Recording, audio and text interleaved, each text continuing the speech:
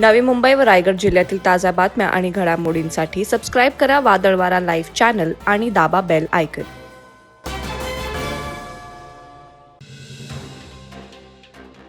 उरण खोपटा येथील गुरुवारी झालेल्या NMMT बसच्या अपघातानंतर कर्मचाऱ्यांना जमावानं घटनास्थळीच अडवून ठेवल्याने या मार्गावरील प्रवासी वाहतूक शुक्रवारपासून बंद ठेवण्याचा निर्णय घेण्यात आलाय.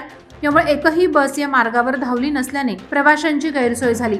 NMMT बसने गुरुवारी दिनांक 8 रोजी सकाळीच खोपटा येथील रस्त्यावरील टेम्पोसह 3 दुचाकींना धडक दिली होती. या अपघातात खोपटा येथील निलेश म्हात्रे या तरुणाचा मृत्यू झाला होता. यामुळे संतप्त झालेल्या जमावानं आणि ग्रामस्थांनी NMMT कर्मचाऱ्यांना वेठीस धरून दिवसभर रास्ता रोको आंदोलन केलं होतं.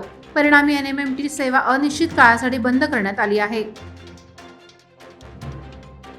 पनवेलमधील चिपळे ग्रामपंचायत अंतर्गत राबवली जाणारी जलजीवन मिशन योजनेचं श्रेय लाटण्याचा तसंच आर्थिक फायदा घेण्याचे प्रयत्न काही लोकांकडून सुरू असल्याचा आरोप आमदार प्रशांत ठाकूर यांनी केला होता. मात्र हा आरोप बिनबुडाचा असून ज्या योजनेसाठी गेली 3 वर्ष पाठपुरावा केला, पदरचे पैसे खर्च केले, जनतेसाठी केलेल्या कामांचे कधी कुठे बॅनर नाही लावले का प्रसिद्धी नाही केली, मात्र ज्यांनी 3 वर्ष पाठपुरावा केल्यानंतर त्याला श्रेय घेण्याचे अधिकार नाहीत का, असा उलट सवाल करत विहीघरचे माजी सरपंच तथा राजीप सदस्य विलास फडके यांनी केला आहे.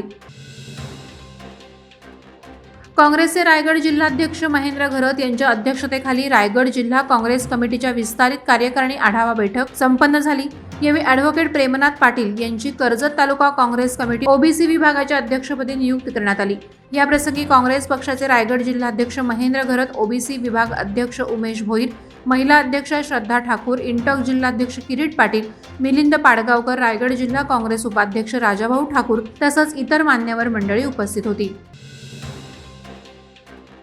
पेणमध्ये शिवराज्य प्रतिष्ठान महाराष्ट्र राज्य यांच्या माध्यमातून छत्रपती शिवाजी महाराजांच्या 349व्या जयंती महोत्सवानिमित्त सार्वजनिक विद्या मंदिर येथे ॲडव्होकेट PD पाटील सभागृहात शिक्षण हक्क परिषदेचं आयोजन करण्यात आलं होतं. यामध्ये वाढीव शिक्षण धोरण 2020, त्यामुळे भूमिपुत्र समाजावर होणारा परिणाम आणि त्यावर उपाय यासाठी समाजात जनजागृती केली जात आहे.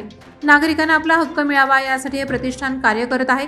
यासाठी प्रत्येक ग्रामपंचायतीला भेट देऊन तेथील सरपंच, उपसरपंच आणि पोलीस पाटील यांना जागृत करून मराठी शाळा वाचावी यासाठी शर्थीचे प्रयत्न केले जात आहेत. चला खेळूया एकतेसाठी या ब्रीदवाक्यानंतर आदिवासी रायगड प्रीमियर लीग 2024 पर्व दुसरे अतिशय खिलाडू वृत्तीनं संपन्न झालं. विशेष म्हणजे रायगड जिल्ह्यातील सर्व पक्षांच्या नेत्यांनी या लीगला हजेरी लावून क्रिकेट खेळाचा आनंद लुटला. आदिवासी रायगड प्रीमियर लीगचे अध्यक्ष विष्णू खैर, उपाध्यक्ष शरद वाघे, सचिव महादेव पिरकड आणि खजिनदार प्रकाश पवार यांच्या नेतृत्वाखाली आयोजित क्रिकेट स्पर्धेत संपूर्ण 36 आदिवासी संघांनी भाग घेतला होता. कांढरोली क्रिकेट मैदानावर संपन्न झालेल्या या क्रिकेट स्पर्धेत प्रथम क्रमांक माडपाई 11 संघ माडप यांनी पटकावला. मुंबई पुणे एक्सप्रेस वेवरील खोपोली एक्झिट जवळ एका ट्रकचा ब्रेक फेल झाल्याने समोरील लोखंडी रेलिंग तोडून तो थेट 20 फूट दरीत कोसळला. कर्नाटकवरून ट्रक माल घेऊन अंबरनाथकडे मुंबई पुणे एक्सप्रेस वेने जात असताना हा अपघात झाला. तो बोरघाटात खोपोली एक्झिट जवळ आला असता त्याचे ब्रेक निकामी झाल्याने त्याने खोपोली एक्झिट जवळील लोखंडी रेलिंगला जोरदार धडक दिली आणि तो ट्रक 20 फूट दरीत कोसळला. या अपघातात चालकानं बाहेर उडी मारल्याने तो बचावला असून क्लीनरचा ट्रकमध्ये अडकून जागीच मृत्यू झाला. तर चालकाला गंभीर दुखापत झाल्याने त्याला MGM रुग्णालयात हलवण्यात आलं आहे.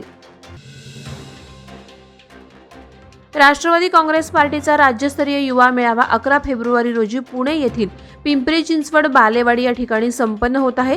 या मेळाव्याकरता राष्ट्रवादी काँग्रेसचे प्रदेशाध्यक्ष खासदार सुनील तटकरे यांच्या मार्गदर्शनाखाली दक्षिण रायगडमधील रोहा, तळा, श्रीवर्धन, म्हसळा, महाड, पोलादपूर, माणगाव तालुक्यातून हजारोंच्या संख्येनं कार्यकर्ते गाड्यांच्या ताफ्यासह सहभागी होण्यासाठी रवाना झालेत. पाताळगंगा नदी आणि पर्यावरण संवर्धन चॅरिटेबल ट्रस्ट रसायनी आणि पिल्लई HOC कला विज्ञान वाणिज्य महाविद्यालय मोहपाडा रसायनी यांच्या संयुक्त विद्यमाने अलिबाग येथील वरसोली समुद्र किनाऱ्यावर समुद्र देवतेची पूजा करून समुद्र किनारा साफसफाई करण्यात आली. नैसर्गिक सौंदर्य अबाधित राहावं यासाठी रविवारी दिनांक 11 फेब्रुवारी 2024 रोजी साफसफाई सुरुवात करून समुद्र किनाऱ्यावर साचलेला कचरा एकत्रित करून त्याची योग्य प्रकारे विल्हेवाट लावण्यात आली. रोटरी खारघर मिड टाउन तर्फे वंचित मुलींना गर्भाशयाच्या मुखाचा कर्करोग सर्व्हायकल कॅन्सर लसीकरण उपक्रम जिल्हा परिषद शाळा मुरबी खारघर इथे करण्यात आला. क्लबच्या देणगीदारांच्या मदतीनं लाभार्थ्यांची ओळख पटवून जिल्हा परिषद शाळेमधील 8 ते 14 वयोगटातील 50 विद्यार्थिनींना लसीकरण करण्यात आलं. दुसरा डोस त्याच मुलींना 6 महिन्यानंतर दिला जाणार आहे.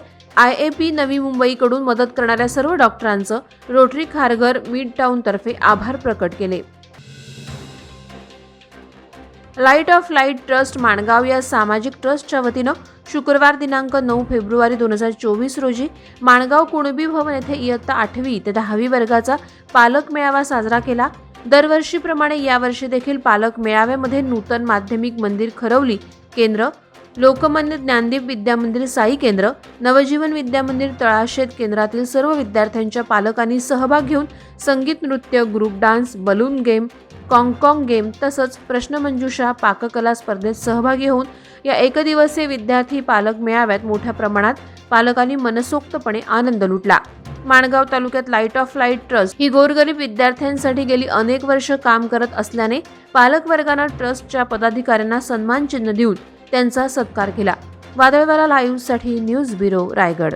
नवी मुंबई व रायगड जिल्ह्यातील ताज्या बातम्या आणि घडामोडींसाठी सबस्क्राईब करा वादळवारा लाईव्ह चॅनल आणि दाबा बेल आयकॉन.